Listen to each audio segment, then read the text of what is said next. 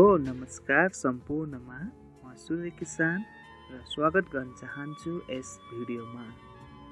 हुम्ला जिल्ला सिमकोट गाउँपालिका ward number 3 बलगाउँमा आज हामी आइपुगेका छौँ। अहिले हामी नर्सरी घेरबार संरक्षण योजनाको सीमाभित्र प्रवेश गरेको अवस्था। यस योजना अन्तर्गत वृक्षारोपण गरिएको बोट बिरुवाको लागि आवश्यक पानी व्यवस्थापन गर्न निर्माण गरिएको पानी जम्मा गर्ने पोखरी हामी यहाँ देख्न सक्छौँ।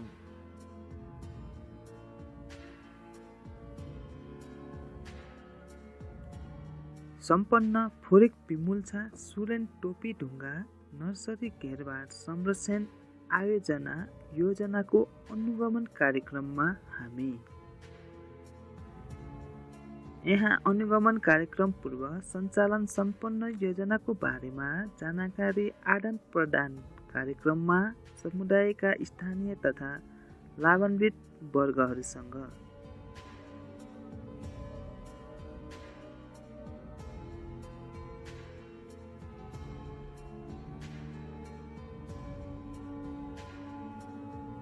फुरिक पिमुल्छा सुरेन टोपी ढुङ्गा नर्सरी घेरबार संरक्षण आयोजना उपभोक्ता समितिका अध्यक्ष एवं सदस्यहरू, नेपाल जलवायु परिवर्तन सहयोग कार्यक्रमका कर्मचारीहरू र स्थानीय समुदायको सहभागितामा आज यस कार्यक्रम तय भएको छ।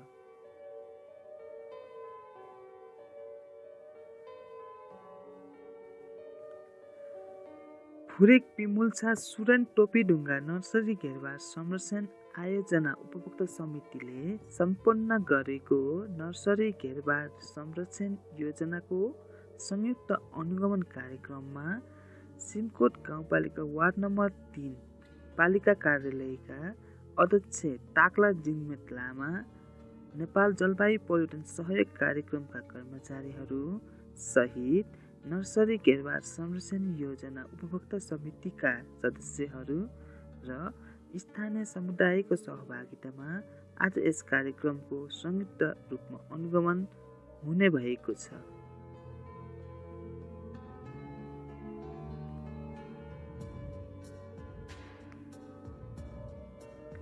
अन्तर्क्रियात्मक बैठक कार्यक्रमको केही समय पश्चात हामी नर्सरी घेरबार संरक्षण निर्माण कार्यक्षेत्रमा सम्पन्न योजनाको अनुगमनका लागि हिँड्दै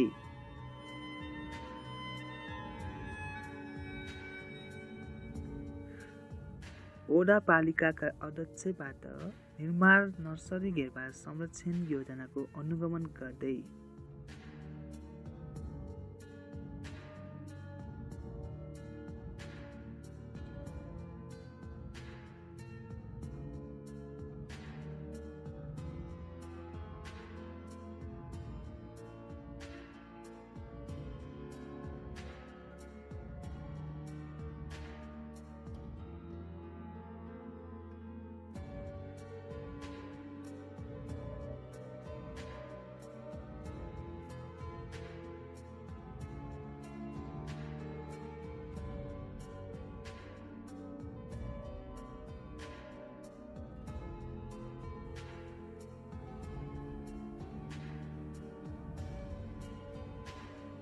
नर्सरी घेरबार संरक्षण योजनाबाट भएको वृक्षारोपण हामी यहाँ देख्न सक्छौँ। सुरुवाती अवस्थामा करिब 200 फलफुलको बोट जस्तै स्याउ, ओखर आदि बिरुवा रोपिएको छ भने यसलाई बिस्तारै व्यवस्थित ढङ्गबाट धेरैभन्दा धेरै फलफुल वृक्षारोपण गरी नर्सरीको रूपमा विकास गर्ने उपभोक्ता समिति अध्यक्ष र स्थानीय समुदायको भावी दिनको योजना रहेको छ।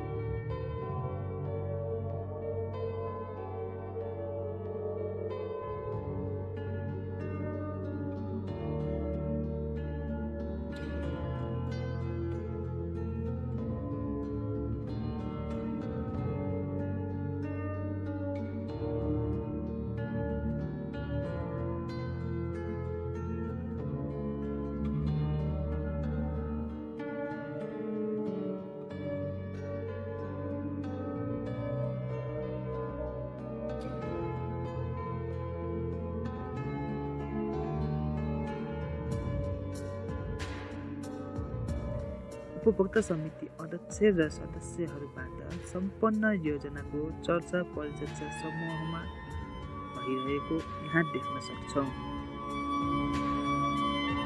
साथै यस नर्सरी घेरबार संरक्षण योजनाको बारेमा ओडापालिका अध्यक्ष एवं नेपाल जलवायु परिवर्तन सहयोग कार्यक्रमका कर्मचारीहरूको संयुक्त अनुगमनमा थप सल्लाह र भावी दिनहरूमा यसको दिगो व्यवस्थापन र प्रयोगबारे छलफलसहित यो कार्यक्रम सकिएको छ।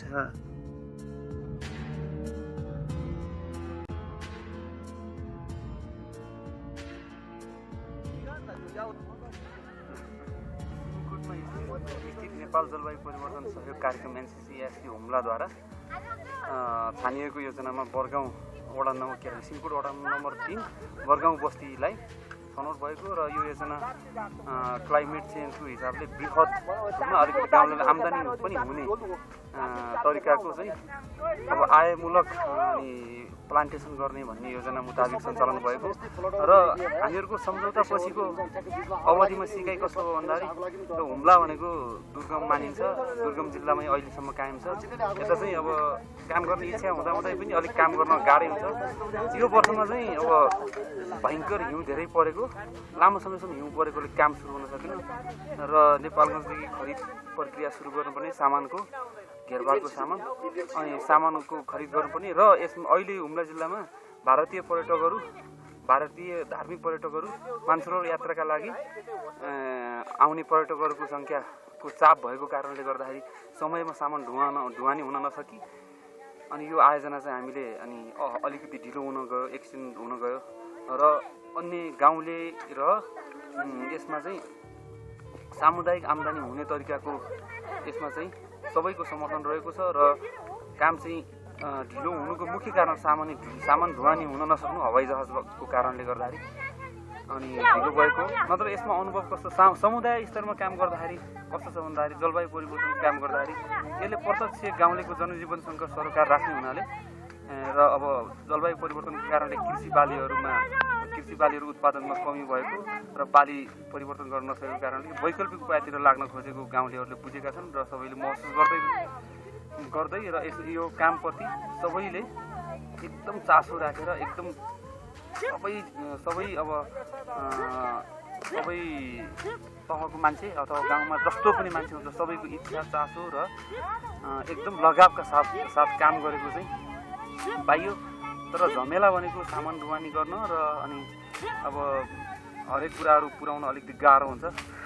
आज यो फुरिक पिमुल्चामा जुन हाम्रो संयुक्त अनुगमन भयो है, जुन हाम्रो ओडापालिकाका अध्यक्ष पनि आज आउनु भएको छ, हामी संयुक्त अनुगमन गर्दा चाहिँ हामीलाई कस्तो अनुभव भयो र अनि तपाईँलाई कस्तो सुझाव भयो कि अझ यो दिगोपनको लागि हामीले के गर्न सक्छ? यो जुन फुरिक पिमुल्चामा जुन घेरबार गरिएको छ, नर्सरी वृक्षारोपण पनि गरिएको छ है, अझ यसलाई चाहिँ भविष्यमा यसलाई दिगोपन र यसबाट अझ आशासित प्रतिफल पाउनको लागि अब हाम्रो योजना कस्तो रहेको छ, अब हाम्रो रणनीति के कस्तो छ, यसपछि के गर्ने भन्ने सोचेछौँ हामीले? अब हाम्रो समुदाय स्तरमा भनौँ या गाउँलेको स्तरमा भनौँ, यसलाई चाहिँ कसरी दिगो बनाउन सकिन्छ भन्ने कुरा चाहिँ हामीले पालिकामा कुरा गर्ने अनि अब तपाईँहरूको NCCSPसँग फेरि पनि तपाईँहरूको सहयोग मिल्छ कि भन्ने आशा छ।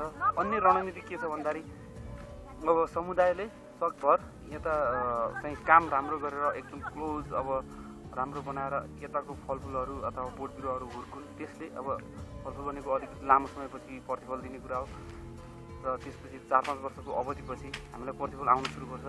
त्यही भएर यो धेरै ढिलो नै प्रतिफल आउने भए पनि अब गाउँलेको अब चाहिँ पर्खिन सक्ने दृढता चाहिँ कायम नै छ, मरेको छैन र गाउँभरिमा यो आयोजनालाई चाहिँ सबैले मन पराएको र अब यो चाहिँ सायद हुम्ला जिल्लाभरि नै होला, एउटा नमुनाको रूपमा होला।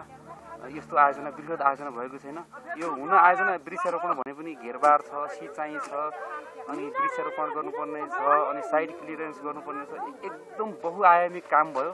त्यही भएर हामी गाउँलेहरूलाई नयाँ अनुभव भयो, काम सम्पन्न गाह्रो भयो, अब गाउँलेहरूलाई बुझाउन गाह्रो भयो र पछिको रणनीतिमा चाहिँ हामी यसलाई कसरी जोगाउन सकिन्छ भन्ने कुरा चाहिँ विभिन्न जिल्लाका निकायहरूसँग छलफल गर्ने र उहाँहरूलाई कति सहयोग गर्नुहुन्छ र समुदायको स्तरबाट श्रमदान अथवा आफ्नो तर्फबाट के गर्न सकिन्छ भनेर चाहिँ सोचिरहेका छौँ। अनि यो जुन जलवायु परिवर्तन सहयोग कार्यक्रमले यसभन्दा पूर्व चाहिँ जिल्ला समन्वय समितिबाट काम गर्दा र अहिले उपभोक्ता समितिबाट काम गर्दा जुन उपभोक्ता समितिको पुरा नेतृत्वमा अहिले तपाईँहरूले आफ्नै लिड गरेर कार्यक्रम गर्नुभयो। यसमा चाहिँ तपाईँहरूको फन्ड बजेटको सञ्चालन सबै तपाईँहरूको आफ्नो फन्डबाट भएको छ। तपाईँहरूलाई यो प्रक्रिया यो मोडालिटी यो सञ्चालन भएकोमा कस्तो लागेको छ? अहिले एनसीसी एसपीले कस्तो लागेको छ तपाईँलाई? अहिलेको एनसीसी एसपीको मोडालिटी चाहिँ हामीलाई एउटा स्वायत्तता प्रदान गरेको जस्तो छ।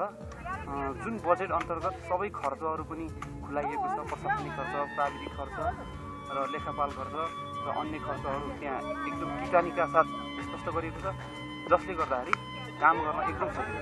हिजो समन्वय जिल्ला विकास समिति हुँदाखेरि काम कस्तो हुन्थ्यो भन्दाखेरि चलन चल्तीको उपभोक्ता समिति हुन्थ्यो, बजेटहरू हुन्थ्यो, अनि त्यसपछि सिधै अब काम हुन्थ्यो, अन्य खर्च हुँदैन थियो। खर्च त अन्य भएकै हुन्छ, एउटा सङ्गठन नै सञ्चालन गर्नुपर्नेमा खर्च भइरहेको हुन्छ। अहिले एनसीसी एसपीले निकालेको मोडालिटी चाहिँ राम्रो छ। यो कुरालाई चाहिँ फलो गर्ने हो भने सबै मान्छेले सबै प्रक्रिया सिक्दै पनि जान्छन् र प्रक्रियासँग चाहिँ मान्छे चाहिँ साझेदारी गर्न सक्छन् अथवा सजिलो तरिकाले रन गर्न सक्छन्।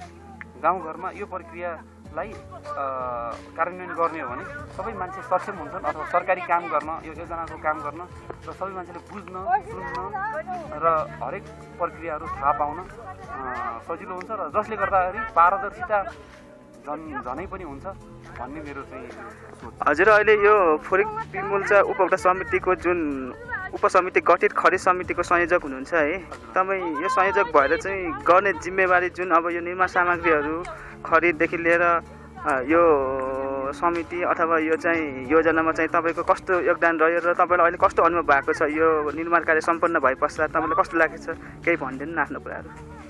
अब यो मूल समिति हुन्छ होइन, मूल समिति भन्दा बाह्य अन्य समितिहरू गठन गरिएको छ र संयोजक भनेर अनि सदस्य भनेर तोकिएको छ।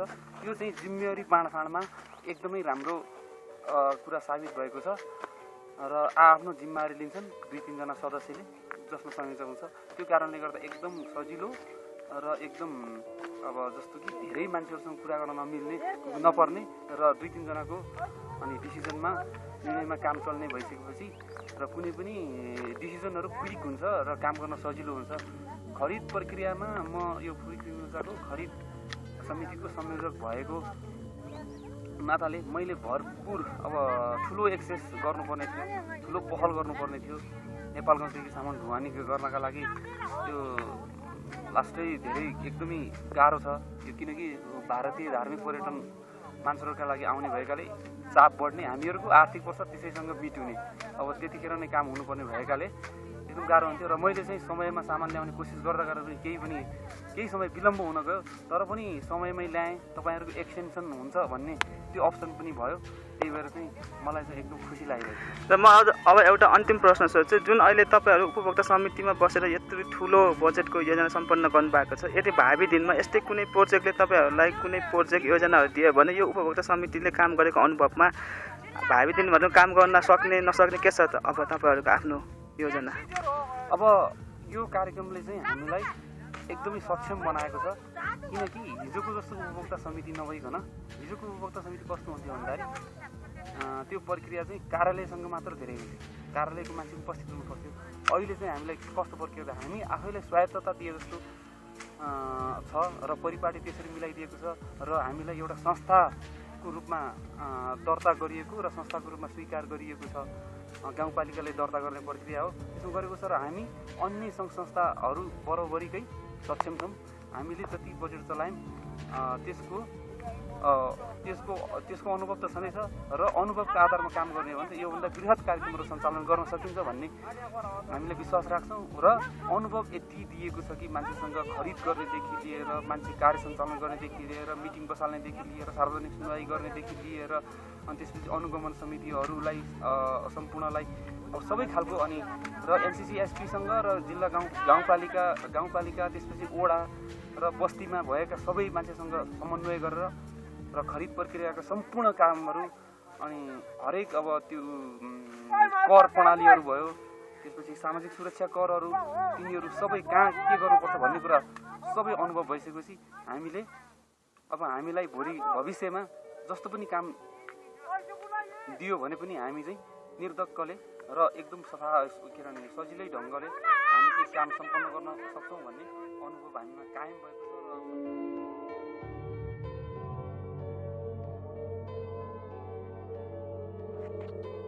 अब यसको काम लागि हामी एकदम लाभा अफिसबाट एकदम धन्यवाद छ, खुसी पनि लागेको थियो।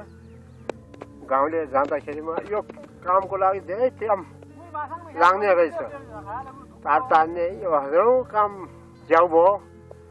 तै पनि हामी गाउँलेहरू पनि राम्रो छ, जाउँ भन्दैछौँ तुरुन्त जान्छ र हामी पनि दर्शन नाथले अब कराउँदैछौँ। गाउँले पनि बिजी भयो, गाउँले पनि दुःख मान्यो होला, तै पनि राम्रो छ। अफिसबाट आएको आयोजना पैसा हामी पनि ठग्नेवाला छैन। गाउँलेहरू जति पढाइ पनि आफ्नो बात त्यस्तै किसिमले हामी यति कुरा राखौँ भनेर। अनि अध्यक्ष आज वडापालिकाबाट अध्यक्ष लगायत सदस्यहरूबाट अनुगमन भयो, नेपाल जलवायु परिवर्तन सहयोग कार्यक्रमको कर्मचारीबाट पनि अनुगमन भयो, यहाँ बडगाउँको स्थानीय जनसहभागितामा पनि अनुगमन भयो। सल्लाह सुझाव कस्तो आएको छ, तपाईँलाई कस्तो लागेको छ? अहिले तपाईँको यो निर्माण काम सम्पन्न भएको छ, काम सकिएको अनुभव तपाईँलाई कस्तो भएको छ?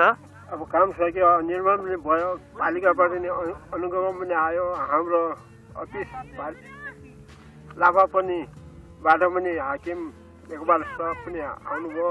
अब यो हामी पनि खुसी छौँ, यो काम पनि सम्पूर्ण हुन लागेको छ, अब भइहाल्यो।